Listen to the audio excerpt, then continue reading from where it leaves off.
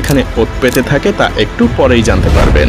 এখন হয়তো এসব দেখে আপনার মাথায় প্রশ্ন আসতে পারে যে এই লাইট হাউস সমুদ্রের মাঝেই কেন তৈরি করা হয়েছে, এর কাজই বা কি, আর কেনই বা এই লাইট হাউসের উপরে সবসময় নজর রাখতে হয়, কেন এর লাইট কখনো বন্ধ করা যায় না। রহস্যময় এই লাইট হাউসের আদ্যপান্ত জানতে হলে আমাদেরকে কয়েক বছর পেছনে ফিরে যেতে হবে। তখন যাতায়াতের জন্য না ছিল কোনো গাড়ি আর না ছিল অন্য কোনো যানবাহন বা আকাশপথ, তাই বিশাল লম্বা পথ পাড়ি দেওয়ার জন্য একমাত্র উপায় ছিল পানিপথ। সেই সময় ক্যাম্পেট মারিয়াস নামের একজন অসাধারণ নাবিক ছিলেন। তিনি অনেক প্রতিকূল অবস্থাতেও সমুদ্র পাড়ি দিতে পারার জন্য বেশ বিখ্যাত ছিলেন। তো একবার তিনি সমুদ্রের মাঝেই ঘুটঘুটে অন্ধকার একটা জায়গা পাড়ি দিচ্ছিলেন। ঠিক তখনই সমুদ্রের নিচে থাকা কিছু পাথরের সাথে জাহাজের ধাক্কা লাগে।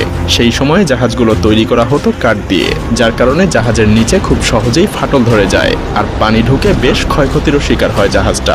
এই দুর্ঘটনার পর ক্যাপ্টেন মার্শিয়াস এর সমাধান খুঁজতে থাকেন। তিনি এমন কিছু তৈরি করতে চাচ্ছিলেন যে এই ধরনের সমস্যা থেকে বাঁচানোর জন্য আগে থেকেই জাহাজের নাবিকদেরকে সাবধান করতে পারবে। কিন্তু এখানে মহা দুশ্চিন্তার কারণ হয়ে দাঁড়ায় প্রশান্ত মহাসাগরের বিশালতা। কারণ প্রশান্ত মহাসাগর এতটাই বড় আর বিশাল যে যদি 7টা মহাদেশের সমস্ত ভূমি একত্রও করা হয় তবুও প্রশান্ত মহাসাগরের আয়তনই বেশি থাকবে।